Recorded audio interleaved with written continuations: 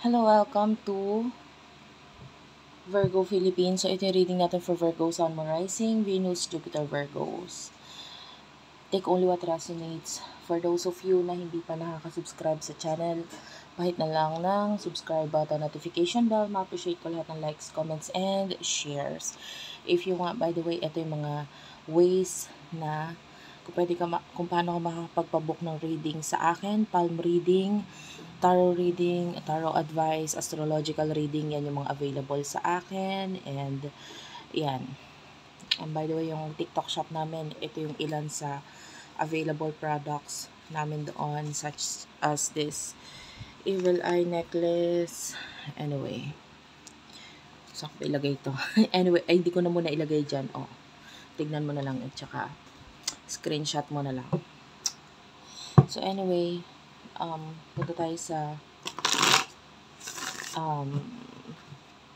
reading for you, Virgo. Sun, Moon, Rising, Venus, Jupiter, Virgo. Take only what resonates. Pagpasensyahan mo na kung nagalaw-galaw yung camera pag nagsishuffle ako kasi talagang hindi maiwasan dahil nagagalaw yung pinaka-table. So, nandun yung pinaka-cam. Nakakabit yung pinaka-stand. So, talagang gagalaw siya. You do have here the Four of Wands, Eight of Wands, Queen of Coins. Okay. Wait lang, ayusin ko ng konti. Okay, so, Virgo. Nakikita natin dito, you are a stable person, no? No doubt about that. Lalo na yung iba sa inyo, pwedeng ko pa nga yung may kakayahan or kaya mo magbigay, tumulong, ganun. So, stability, nakakita natin, money, finances, okay. Meron kang freedom. Yung iba sa inyo, sabihin na natin may problem, kasama naman talaga sa buhay yon. Pero ikaw yung walang kumbaga chill lang. Kasi parang alam mo sa sarili mong kaya mong i-handle yun eh. You do have here the Six of Coins. Natural sa'yo mapagbigay ka talaga. At times, ito pa nga yung nagiging problem, no? Kasi sa sobrang mapagbigay mo, pwedeng ikaw pa yung naloloko. Okay? Yung iba naman sa inyo, pwedeng out of nowhere, biglang magkakaproblema ka, tapos biglang, ay, patay, kasi naibigay ko na. Kung ano man yung dapat na masolusyonan ko or for example, utang, may biglang maniningil sa'yo, kaya lang nakapagpautang ka rin sa iba. So ganun, sa sobrang bait mo. But I can see that this brings, problem, etc. Kalungkutan, bigat, at saka mas lalong dumagdag na obligasyon, responsibilidad sa'yo. Pero, I feel like there's this good karma na bumabalik sa'yo na hindi man sa ganung paraan na kung ano yung binagay mo, siya din or doon din manggagaling yung pagbalik, but rather pwedeng hindi man doon yung paraan para mabalik itong mga to, pero may ibang nagiging dahilan para mabalik siya, no? Sa'yo, yung tulong na binibigay mo. Like, some of you, a lot of people who loves you, no, or respect you, nadadagdagan yung mga respeto ng ibang tao sa'yo, na in a way, pag kinailangan mo ng ganitong klaseng tulong mula naman doon sa taong iba, is meron kang makukuha mula sa kanila. Okay? Hindi man financially, maybe some kind of support, and yeah, okay naman yung nakukuha natin doon na energy. So, sino ba the person na nakakonect mo pagdating sa love?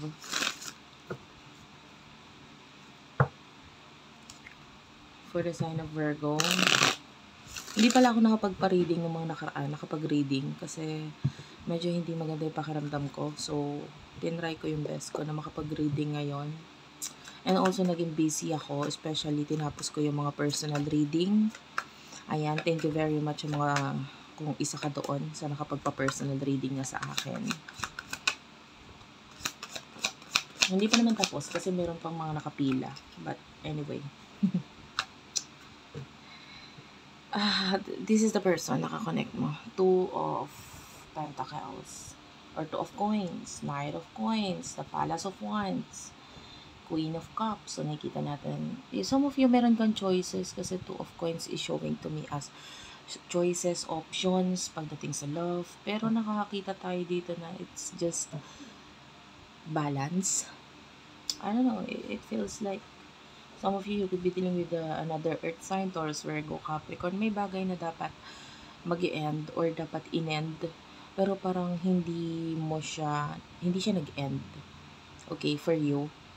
And there's this tower, pero nakukuha natin yung reversal energy dito. So, it's like, pwedeng an ending na parang hindi siya nagtuloy or hindi tumuloy. Ganon. And it is because, yung iba sa inyo, masyado ka kasing mabait. Paano mo i-end? Parang nandun pa rin yung part sa'yo na gusto mong tumulong. Gusto mong tulungan. Okay. So I don't know kung may money ba na involved doon. Yeah, some of you, there could be a third party situation na involved dito sa connection na ito. Pero nandun yung, hindi ko pa rin ma-let go yung isang bagay to connect or to focus dito sa new beginning, because iniisip ko pa rin yung mga bagay na dapat pagtulungan, or yeah, there's this unfinished business. But I feel like there's this completion na dapat mangyari. Pero hindi nga talaga nangyayari si completion. Kasi masyado kang open. Your doors are always open sa lahat. Something to do with face. So, may nakikita akong muka. I don't know kung currently while you are watching, meron kang kinukot-kot sa mukha mo or what. Emotions ninyo ng person mo. Person nakakonect mo. 9 of Cups. Yeah, you do have a lot of options. 5 of Coins. Some of you, yung options is having their own problems. Kung may problema ka financially, pwedeng itong mga tao to, may problem din sila financially. And the 7 of Cups is here, Cancer, Scorpio, Pisces. So, nagfo-focus ka sa mga gusto mong mangyari sa buhay mo. Katatapos lang ng full moon 12-13 ng April, nangyari itong full moon. Pink full moon. And by the way, may shinare ako dyan sa aking Facebook page na kung ano yung what to expect dito sa full moon na ito. And you might want to check it out. So, follow mo ko sa page namin. Instagram. Ayan, TikTok. Shinare ko rin doon. Temperance is here. This is Sagittarius energy. Oh. Some of you need to focus sa pag-develop ng skills mo, knowledge mo, and if you want to publish a book, parang now is the time. 6 of Wands is here.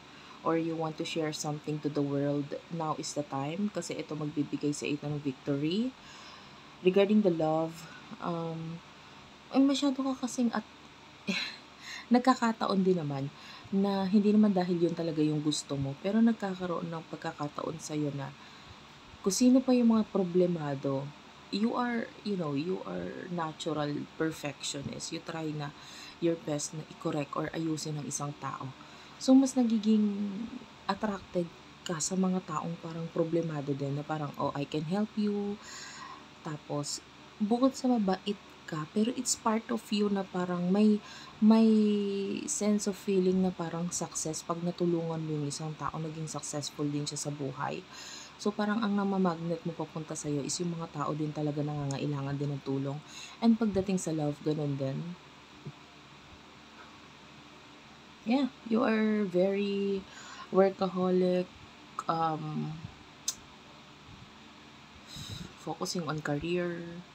Pero nandun yung talaga. Part of you is ibinibigay mo yung sarili mo sa iba. Yung parang kung anong kaya mong maitulong sa kanila. Emotion sa person nakakonect mo for the sign of Virgo. Emotion na person nakakonect mo 7 of Coins. Okay. This person parang kahit anong gawin niya, hindi siya masyado nag-grow. Palace of Coins, especially sa kanyang career, financially, nagkakaroon siya ng problem. 9 of Swords. May paulit-ulit na nangyayari sa buhay niya.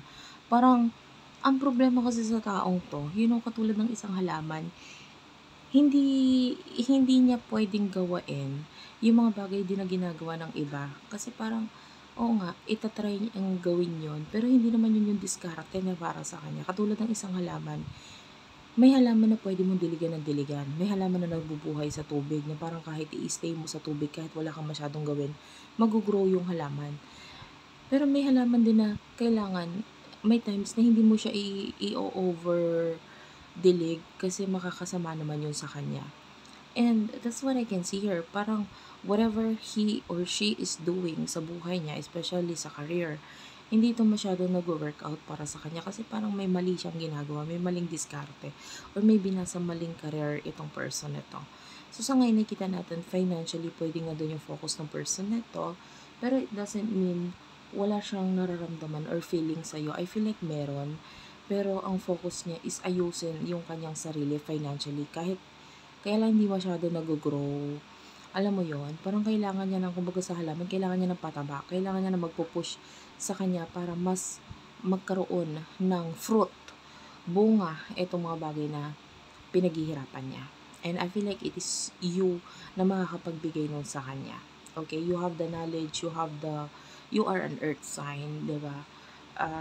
Earth sign, usually they are the one na magaling, or sila yung may kakayahan, or yung mga kamay nila is the one na, pag nagtanim is talagang nag-grow. So,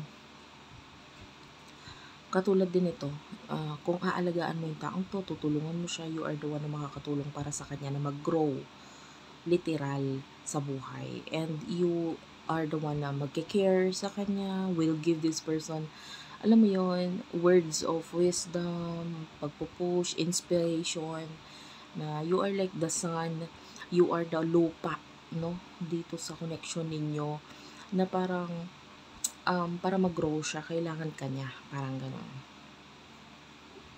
Pero hindi ka naman niya ginagamit lang. Yun yung nakukuha natin. So, what will happen in the near future? Some of you, kung dalawa yung kakonect mo, tatlo, pare-pareho yung energy, the same. In the near future, for the sign of Virgo, Sun, Moon, Rising, Venus, Jupiter, Virgos, and sign of Virgo, Sun, Moon, Rising, Venus, Jupiter, Virgo, please.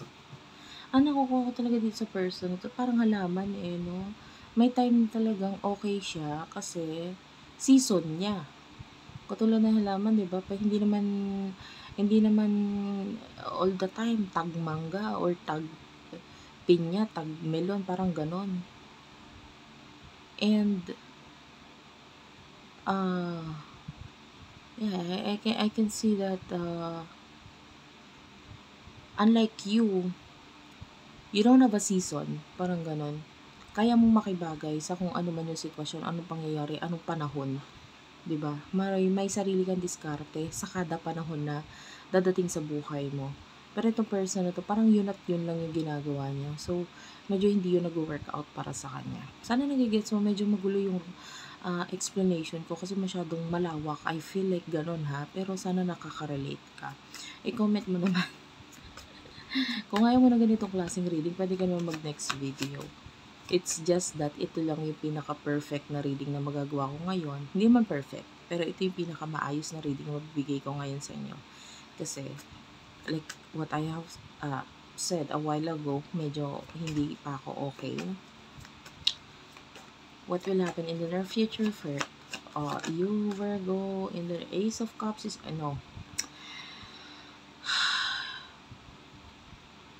hindi mo mapipigilan yung new beginning sa buhay mo.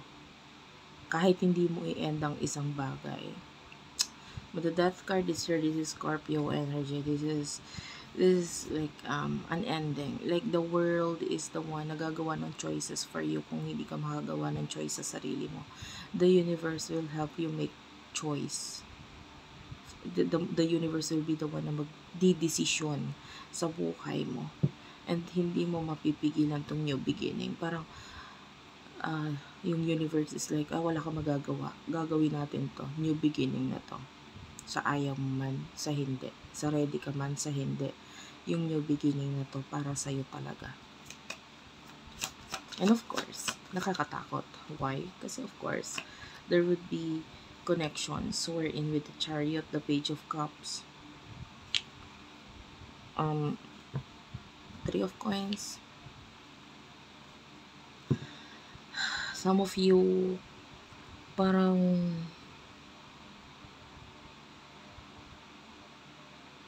I can see panakit butas kind of energy. Like, kung may mawawala, there's someone na magtatakip ng butas ng pagkawala na yun. And I'm seeing like, yung iba sa inyo na nakakakita tayo ng pregnancy. Yeah, some of you might get pregnant or makabuntis or what. Because this is for you, binibigay sa'yo ng universe. Medyo mayroon tayong new beginning na nakikita natin nakakatakot, mahirap, and